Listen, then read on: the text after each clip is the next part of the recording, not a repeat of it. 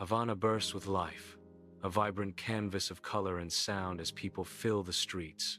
Fidel Castro stands tall, his fiery speech igniting the crowd with passionate defiance. His words, a torrent against American imperialism, electrify the air. The crowd roars back, a unified voice echoing through the bustling streets.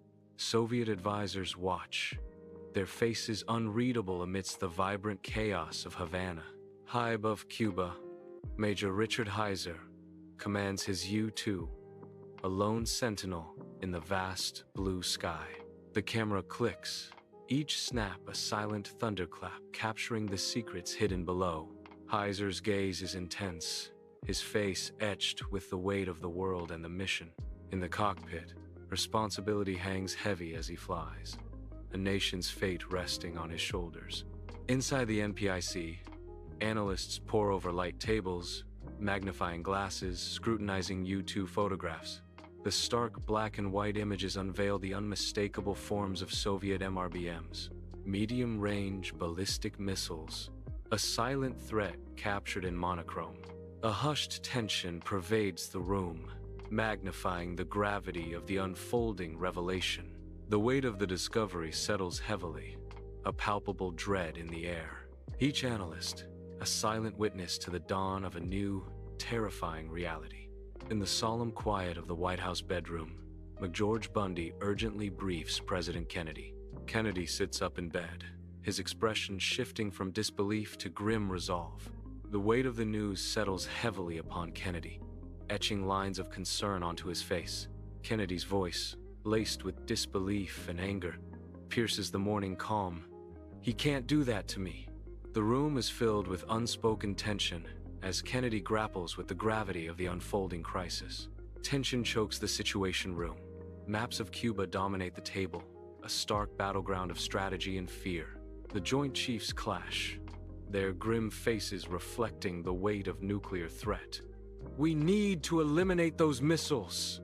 Robert McNamara stands resolute against the hawkish cries, his voice a beacon of calculated restraint. "Airstrike risks escalation," McNamara argues, his words cutting through the room's charged atmosphere. "A naval quarantine gives us leverage without bloodshed," McNamara asserts, seeking a path away from the brink. Robert Kennedy observes the high-stakes debate, his expression a careful mask concealing deep concern. In the dimly lit Oval Office, shadows deepen on John Kennedy's face, the weight of the world heavy on his shoulders. "I fear this escalation, Robert. I truly do," John says, his voice low and filled with concern. Robert Kennedy counters, his tone sharp with urgency. "An airstrike? That's a Pearl Harbor in reverse, John. We can't." A silent, powerful bond passes between the brothers, a source of strength amidst the escalating crisis. In the television studio, John Kennedy stands at the podium, the weight of the world etched on his face. His expression is grave as he prepares to address the nation, the gravity of the moment palpable in the air. Kennedy reveals the existence of missile sites, his words hanging heavy with impending crisis. He announces the implementation of a quarantine, a decisive act broadcast to a silent, anxious nation. The camera focuses on his resolute eyes, reflecting the immense responsibility and unwavering resolve of a leader. In the vast Atlantic, Soviet ships slice through the waves, a relentless advance towards the quarantine line. The Alexandrovsk leads the charge, its silhouette stark against the open sea. U.S. Navy vessels, a formidable line of steel, await, their presence a challenge on the horizon. The USS Essex stands as a bulwark, its crew prepared for the looming confrontation.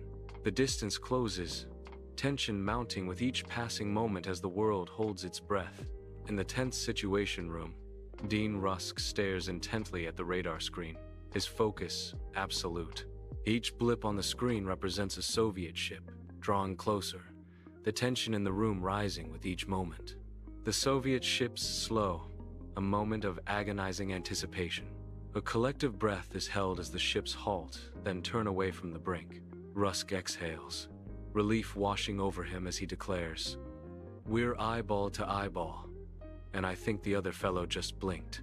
At the UN Security Council, Adlai Stevenson holds U-2 photos, his gaze piercing. Stevenson confronts Soviet Ambassador Zorin, the room hushed with tension. The fate of nations hangs in the balance. Stevenson's voice echoes, "Don't wait for the translation, yes or no." Zorin remains silent, his expression unreadable, as all eyes focus on him.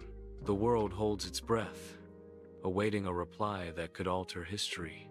In the Oval Office, John Kennedy sits, the weight of global crisis etched on his face.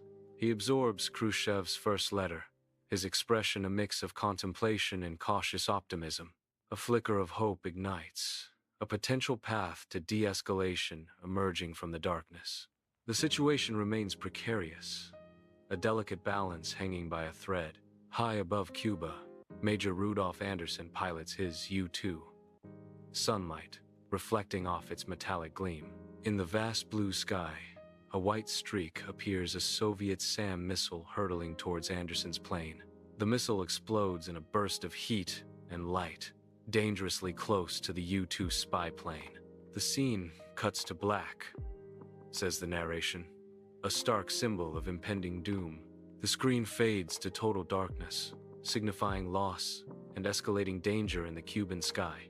Symbolizing the loss and the escalating danger, the narration says, emphasizing the gravity of the moment. Deep in the Atlantic, the B-59 rattles violently as U.S. Navy depth charges explode nearby. Captain Valentin Savitsky, his face a mask of grim determination, struggles to contact Moscow. Silence. Savitsky slams his fist on the console, rage contorting his features. The submarine trembles under the strain. His voice booms, echoing in the cramped space. "Prepare the nuclear torpedo. We're going to launch." In the Situation Room, exhaustion weighs heavily on ex-com members, their faces etched with worry.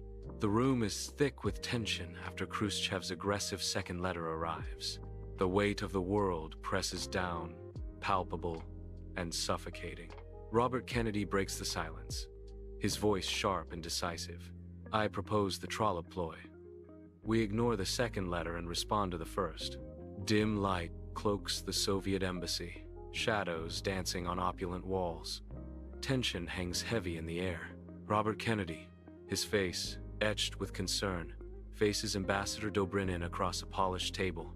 Kennedy's voice is firm yet measured, as he speaks of assurances and necessities. "I can assure you, Ambassador, that the missiles in Turkey will be addressed." His gaze intense, conveying the gravity of the situation. But Chairman Khrushchev must understand the necessity of a public de-escalation. Radio Moscow speakers crackle to life, heralding a message of monumental importance. Khrushchev's translated voice resonates, formally accepting the proposed terms. The broadcast confirms the dismantling and removal of Soviet missiles, a promise of peace. The crushing tension in the White House room shatters, replaced by visible relief. Faces, etched with worry moments before, now glow with hope and cautious optimism. The world collectively breathes a sigh of relief, stepping back from the abyss of nuclear war.